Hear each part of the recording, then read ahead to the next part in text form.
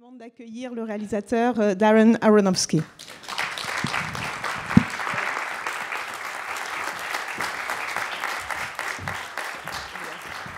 Merci, merci.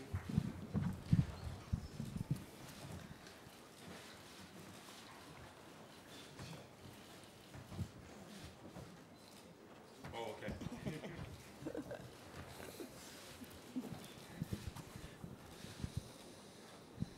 Anyway, let's get going. Alors on va commencer. Donc c'est le moment de ranger vos appareils.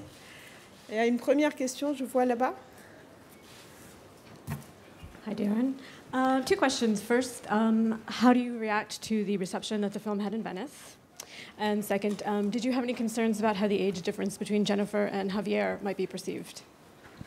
Sorry, the difference between? The age. The age difference? Ah. Donc j'ai deux questions. D'abord, quelle est votre réaction suite à la réaction du public à Venise? Et ensuite, une autre question sur la différence d'âge entre les deux protagonistes, donc Jennifer Lawrence et Javier Bardem. It was exciting to be back at Venice and to have such a warm welcome and to have such strong reactions. That's I'm always about making films that sort of push the edges of the comfort zone. And with that always comes the result of some people being extremely thrilled and other people having a hard time. But for me, that's the type of cinema that I grew up on and that I love and am inspired to make. I think the film is about the age difference between the characters. It's addressed. It's not like, you know, of course, Hollywood gets critiqued a lot for casting male movie stars with young ingenue without addressing it, but the entire film addresses it. It comes up in conversation again and again and again. And it's a big point of the allegory and the point of the movie.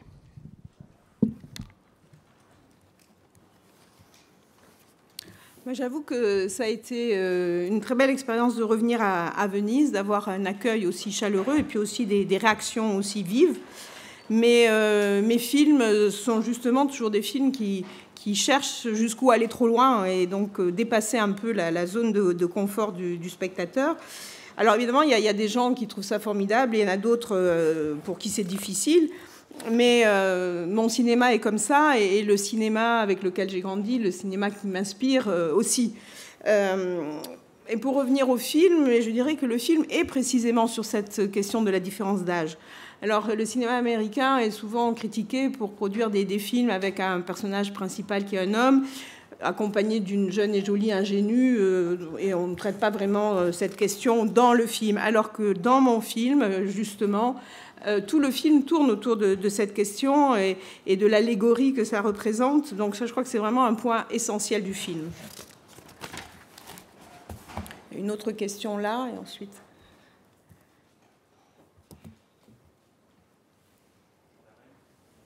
Bonjour.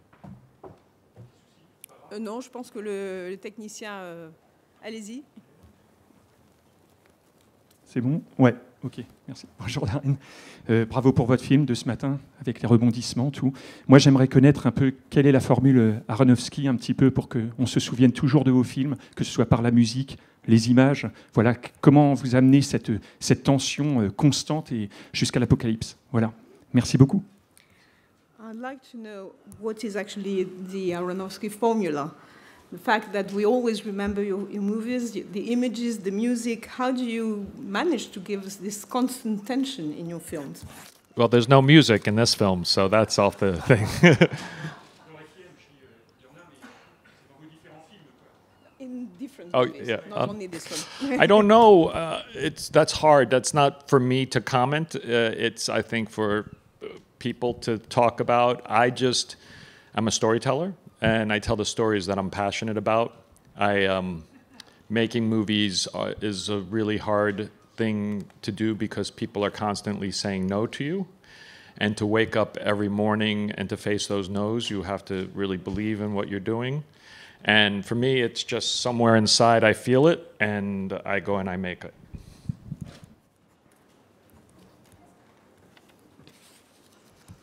C'est une question à laquelle il est difficile de répondre. En fait, ce n'est pas à moi à répondre à cette question, c'est plutôt aux personnes qui parlent du film et du cinéma.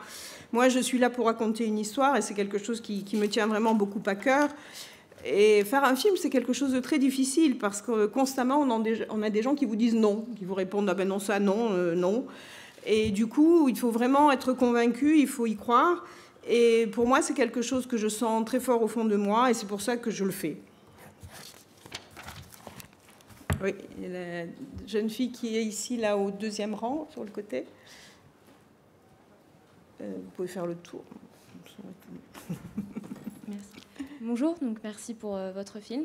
Je voulais savoir si vous pouviez un peu nous parler du travail sonore sur Mother, parce que vous avez fait le choix de ne pas mettre de musique à part une, il me semble, si je ne me trompe pas. Voilà, j'aurais voulu en savoir un peu plus sur ce choix artistique. I'd like you to, first of all, thank you, and I'd like you to talk about your work on sound, since you chose not to have music in the film, except, if I remember well, one track. But there's a lot of work on sound, so can you speak a little bit about this? Well, I worked with Johan Johansson, one of the best composers working today, for many months on trying to create music for the film. And he wrote some beautiful music, and when we put it up on the picture, it suddenly, something was wrong. And what we realized is that the entire film, the audience is supposed to be unsure of where they are. And they're supposed to look to Jennifer and her character of Mother to understand where they are. So if we gave the audience a little bit of a hint of how to feel, it kind of tipped those scales. So for me, Jennifer is the score of the movie.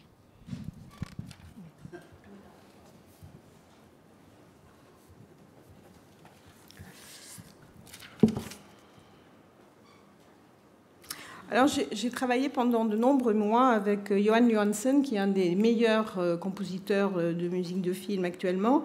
Et il a écrit en fait de très très beaux morceaux pour le film.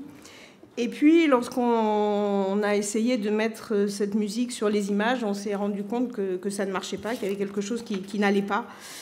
En fait, le film est construit de telle manière que le public est toujours dans une certaine insécurité. Il ne sait pas trop où il se trouve ni où il en est.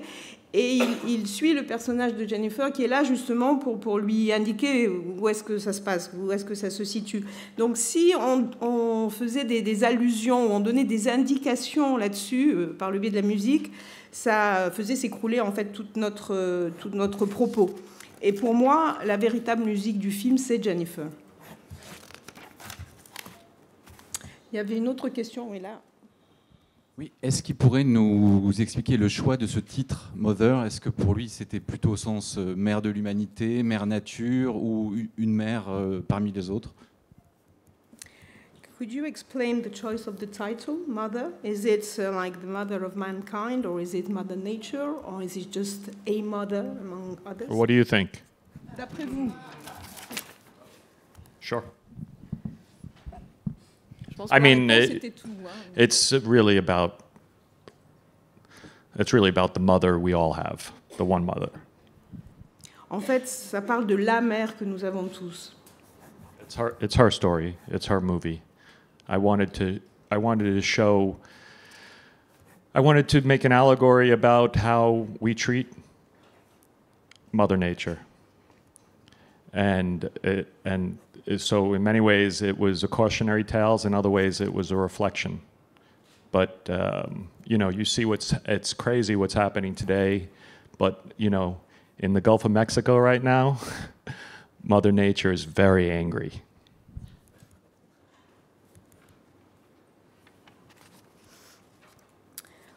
En fait, c'est son histoire à elle, c'est son film à elle, à la mère. Et donc j'ai voulu faire une sorte d'allégorie sur la façon dont nous traitons Mère Nature.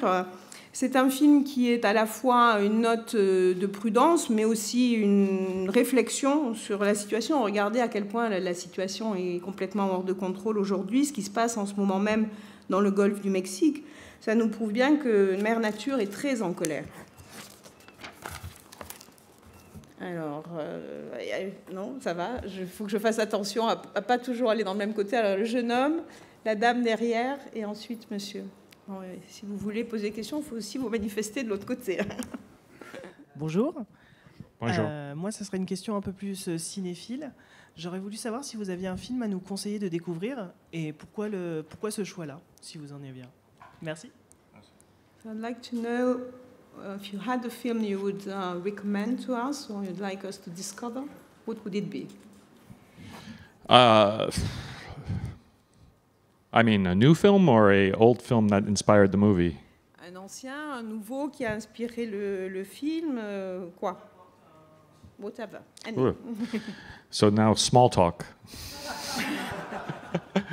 I don't know. Everyone see The Tribe from a couple of years ago from the Ukraine? It was a great movie. Est-ce que vous avez vu The Tribe, qui est un film ukrainien qui est sorti il y a quelques années, qui s'appelait La Tribu? And Le Club by Pablo Larraín was great. Et El Club de Pablo Larraín. I mean, there's so much exciting cinema going on Il y now. a beaucoup de très bons films.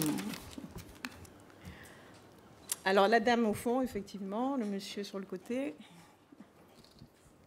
Bonjour et merci pour votre film. Vous parliez de la manière dont on maltraite la mère. Moi, je voudrais revenir sur le personnage masculin, savoir si c'est aussi une allégorie sur le processus créatif et dans ce cas-là, si c'est autobiographique.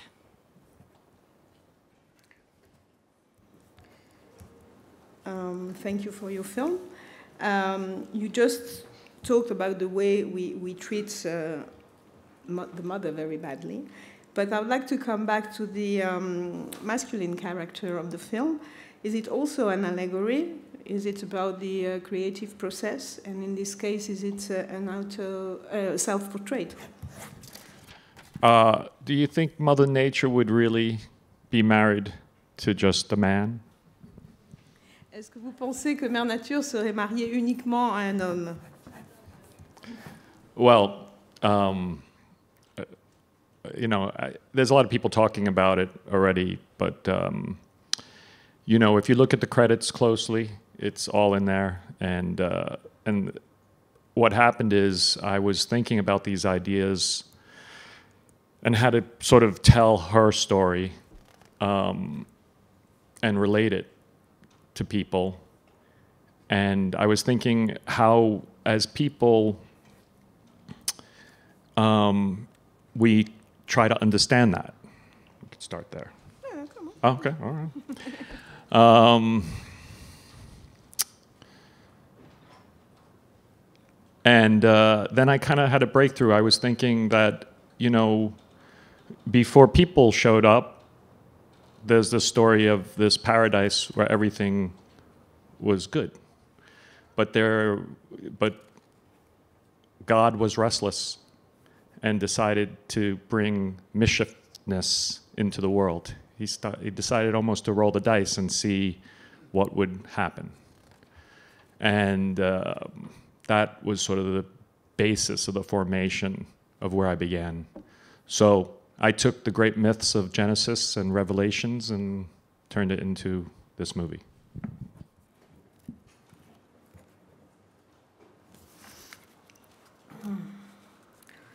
Bon, les gens parlent beaucoup de cette question déjà en ce moment, mais si vous regardez le générique très attentivement, vous verrez en fait des réponses à ces questions.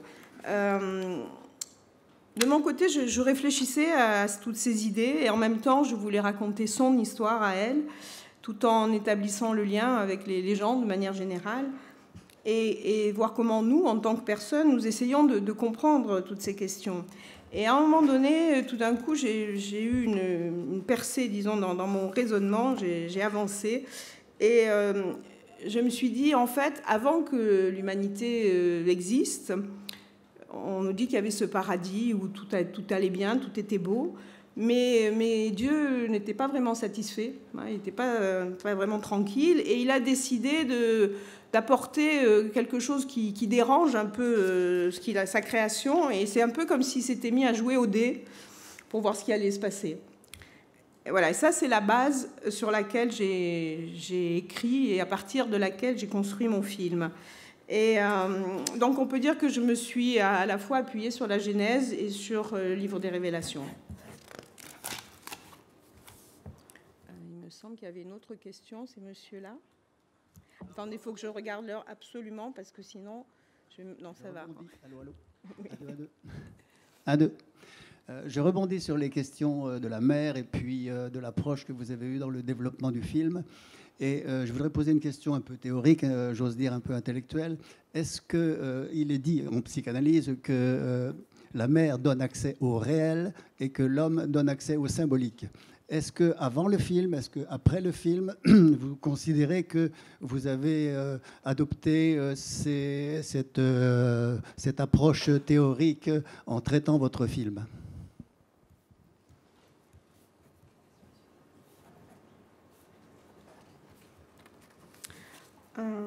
I'd like to go back to the questions about the mother and the way you approach the film, what you just explained, and I'd like to put a question that may be deemed maybe theoretical or maybe intellectual.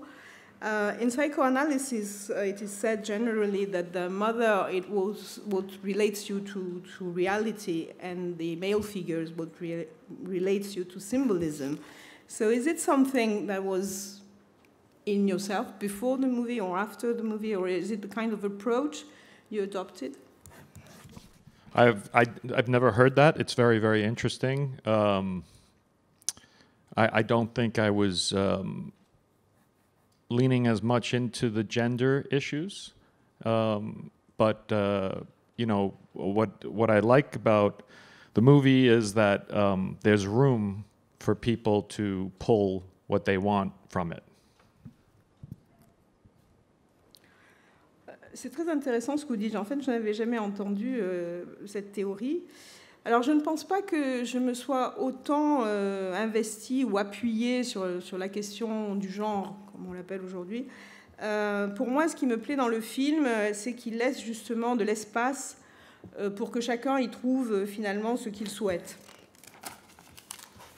Il y a une question là-bas au fond, oui. It's nice to have you back in Deauville because I only came because you were wearing the same hat. Yes, me too. A few years ago, you were giving a very inspiring masterclass here, and I've seen all your films, and I'm a big fan of The Fountain, if that's of any interest. Merci. And your new film is a hell of a ride, but it's not a very pleasant one. And my girlfriend was wondering if you are deep inside maybe a little sadist. She said, ask him. So that's my question. Bonjour, ça fait plaisir de vous retrouver à Deauville. Et M. Aronofsky a dit à ce moment-là, en fait, je ne suis là que parce qu'on porte la même casquette. Donc, il y a quelques années, vous étiez ici à Deauville, j'avais suivi une très belle masterclass que vous aviez donnée. J'ai vu tous vos films, je suis un grand admirateur, notamment de The Fountain. Alors là, ce dernier film, c'est un sacré voyage que vous nous faites faire, mais ce n'est pas un voyage forcément très agréable. Et ma compagne m'a dit à la fin du film, mais demande-lui, il n'est pas un peu sadique par hasard? You know, I was just trying to be truthful to what's going on. And the reality is, you know, we defile the earth, we steal from the earth, we rape from the earth, we take from the earth. You know, we don't clean up after ourselves. And for the first time in human history, we are seeing the limit of her bounty. And the seas are emptying and filling with our waste. And it just goes on and on and on. So it just raised in me lots of anger. And I don't know, it wasn't a pleasant thing. You know, it was about concern.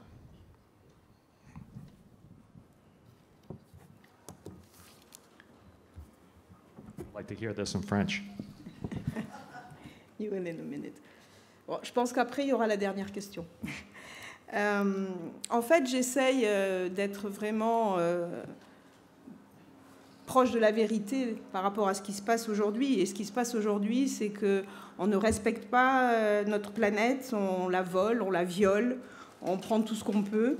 Et en plus, on ne nettoie même pas les dégâts qu'on fait après nous. Et pour la première fois dans l'histoire de l'humanité, on est aujourd'hui face aux limites de cette abondance de mère nature. les océans se vident et se remplissent de nos déchets et ça continue et on peut citer 1000 exemples.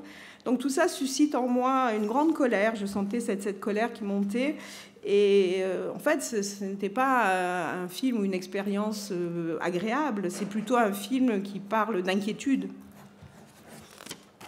Donc dernière question, je crois que vous en avez déjà posé une, donc non, si, on donne la même. Alors allez-y. Est-ce qu'il peut juste nous parler des répétitions? Je crois qu'il y a eu un gros travail pendant 3-4 mois avant, sans décor, sans les décors du film, sans la maison. Pourquoi il a voulu faire travailler les acteurs de cette manière? Could you speak a little bit about the rehearsals? Because I heard you had like 3 or 4 months without the house, without the setting, just based. We found the story that I've told a few times is I wrote the film very quickly in this kind of fever pitch. But and it had very much the structure and very much the symbolism, but it didn't have much character. And so I leaned heavily on the actors to create that character with me. So when we first all signed up for the job, Javier Bardem and Jennifer Lawrence agreed to give me 3 months of their lives in a warehouse out in Brooklyn. And we taped out the house, and we just rehearsed through the entire film and talked about it until it made sense. And then the last 2 weeks, we actually took a video camera and shot the entire movie and cut it together and had a 2-hour-long video document.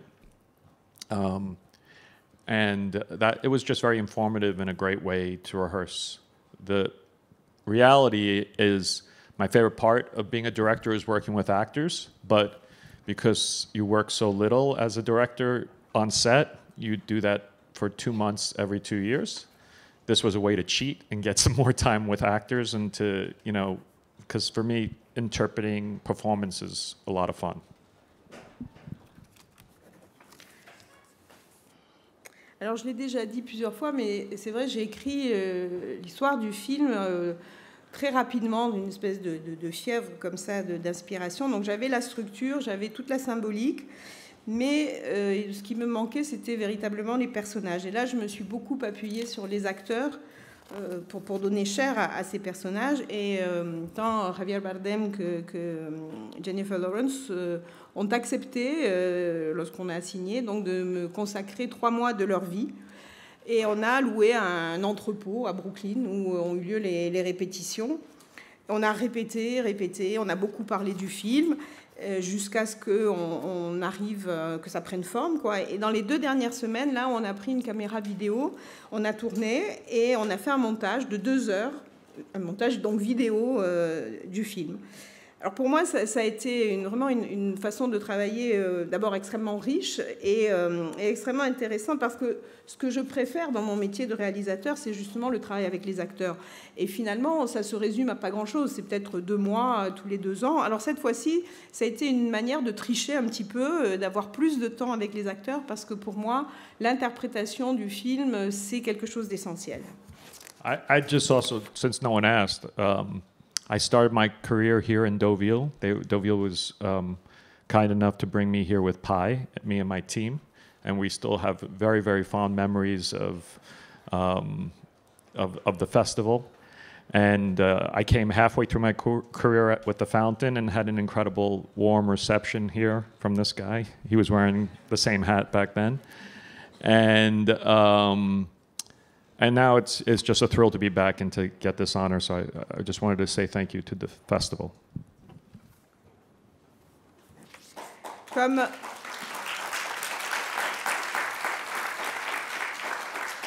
Comme personne n'en a parlé, je voulais juste dire que en fait, j'ai commencé ma carrière ici à Deauville, puisque le festival avait pris mon premier film qui était Pi. Et on a vraiment des souvenirs incroyables de ce festival. J'étais là avec toute mon équipe. Et puis, au milieu de ma carrière, on a montré ici The Fountain et on a eu un accueil formidable, notamment monsieur là-bas qui portait déjà la même casquette à l'époque. Et donc, je suis vraiment très heureux d'être de nouveau ici à Venise et je tenais à remercier le festival. Pardon, à Deauville. Ça, c'était un beau lapsus. Je tenais à remercier le festival. I was just about to say how great you were doing. Thanks to you. Merci.